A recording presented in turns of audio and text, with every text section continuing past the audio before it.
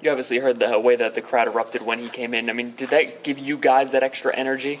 Yeah, it was tremendous. I think he gave him the confidence he needed. We already had confidence in him and his ability, and I think just put the stepping stone on it. Confidence-wise, what does a game like that offensively do for you guys? Get things going, 200-yard rushers and have him come in and do so well. I think it gives us a big boost. We know we got pieces, and we put those pieces together, and seeing how we produce was very tremendous. Guys, I remember John earlier in the season with Clarence saying that you had a burst like he had never seen. Where did you get that burst? What do you do to work on it? I mean, with 36, 49, 59-yard touchdowns this year, there's something there. What have you done to boost the burst? I just trust the training staff. The training staff does a tremendous job outside of my abilities that I already have. I stay stretching, trying to remain flexible. I just do side work, running with sleds, again, stretching, emphasizing that, and just trusting the coaching staff. Can you describe kind of like a sled workout or something that you do? Just what you use, how often you do it, reps, that kind of thing? Yeah, explosive lifts, so maybe not going as heavy as usual when I'm squatting or benching, and just trying to get explosive, going down slow and exploding up, or maybe leg press, doing the same thing, just type of explosive lifts like that. What did you see in that play that you scored on where Ben Mason kind of just powered in the end zone? What was that like for you watching that? It's Ben Mason. He's a wrecking ball. So I knew what I was getting into when I was behind him. He's going to knock the first guy out that he sees, and I'm going to trust it, and I'm going to allow him to do it, and I'm going to run behind it. I know this team is pretty young, but what do you guys know as a collective group about the Little Brown Junk game and the history of that going into this week? We know that it's a big game. It means a lot to the Michigan team. We have the Brown Jug here, and we want to keep it here, and we know that it's our duty to follow our alumni who brought it here and keep it here in Schembechler Hall. All right, you guys did win last time, but the last time it was here, they kind of had a big upper hand on you guys. Do you guys look at that at all, getting the redemption here in the Big House? No. We focus on the team that we're going to be playing Saturday, who they are and what they're going to do, and we got to prepare the best way we can for them this Saturday. Looking back at your time at Michigan, is this the type of role, the production you envisioned when you first got here? Yes, for sure. To be honest, I didn't know what to expect, but as I saw my role continuously increasing, I knew what I was capable of. I was looking forward to moments like this, but all the thanks goes to my O-line. I couldn't do it without them. What is the relationship between you and Ty Isaac? It's very great. We're good buddies. We joke on and off the field.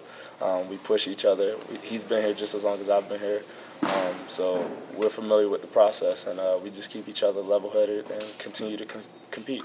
Having seen him have a big game like you did this week too, and you've been getting most of the carries lately. I mean, how much confidence does that give him, or what is his attitude like now that he's getting to be successful as well? He's great. He's a positive guy. He's always been positive. He's always had a great attitude, and he's going to continue to attack it just as I am. And we're going to continue to rise together to the top. Karan, at what age did you figure out that you had that elusiveness, kind of pinball quality, low center of gravity, everything everybody says about you? What age did you discover that? When I was about 12 years old. I was pretty big as a kid, so as compared to other kids. So I would just run through a lot of people, but then I got to a point where I couldn't just run through everybody. I had to make people miss. So the coaches I had back then, they worked on me with that, and I took it and ran with it. What do you mean big? Like, were you I was like stronger. A chunkier kid? Or? No, I was stronger than a lot of kids.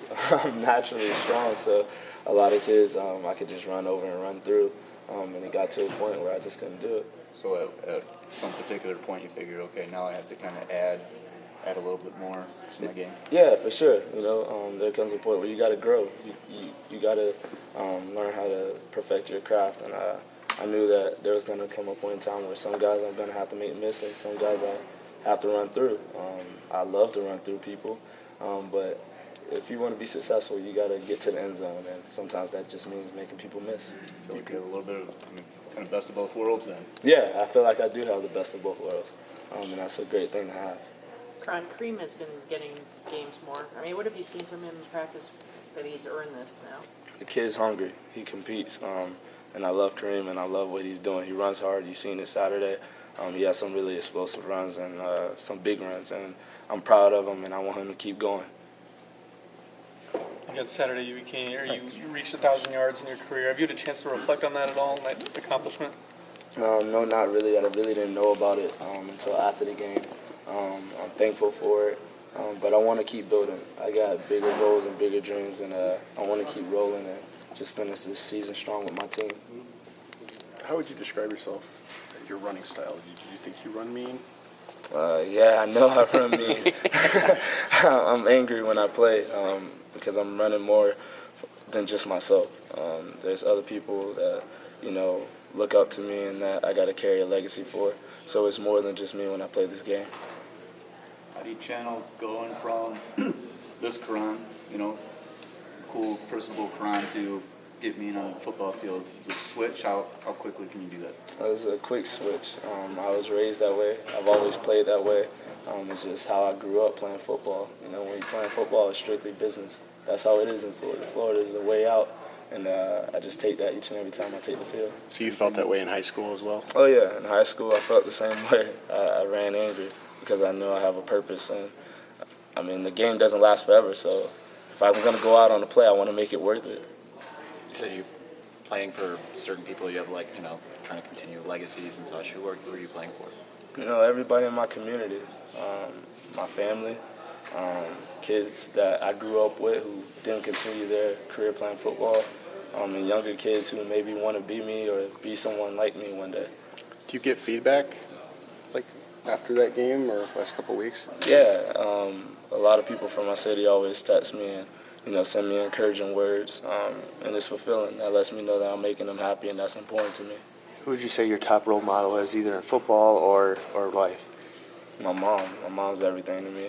She works just as hard, so I know I got to go hard each and every day. She never gives up, so I can't give up. What goes through your head when you're reviewing film, and like I mentioned, you've had 3 really big touchdown runs this year. What goes through your mind when you see that on film? Just watching yourself do that. How can I get better? What can I do different? What can I do to make this happen earlier in the game? Or what can I do to make this easier on myself? So, have you done anything so far? You look at in film and maybe it's even impressed you. Oh wow, maybe I didn't know. Yeah, I could do that, or do you surprise yourself at all? There's some times where I'm like, wow, that was a good run, but I don't sit on that. I try and move on from that, and I try and critique myself more than I do pat myself on the back. How did you feel about your play the first couple of weeks? I felt like it was great. I felt like it was good, but it can definitely be improved. And there were little things that I didn't like and I wanted to work on and practice and try out. And there were different elements in my tool belt I wanted to bring out. One or two more for Karan. Karan, excuse me, sorry to go back to this, but when you say that you run for more than just you, when did that become a conscious thing in your head? When I was 5 years old and I decided to play. After I quit my first day of football. After I quit that day and my mom dragged me back out on the football field, I knew I had to do it for more than just myself. Why'd you quit? It was too hot. It's Florida. I'm 5 years old. You got me running laps. It's way too hot. I'm done. Looking back on that now, though. Yeah, looking back on it, it's a tremendous accomplishment. I've had a tremendous journey. I'm thankful for this amazing coaching staff, this amazing opportunity to play at this tremendous university, and just to be able to be a part of this great team. How often do you thank your mom for dragging you back to practice? I thank her all the time. We laugh about it, we joke about it, we talk about it, and we use it to keep going.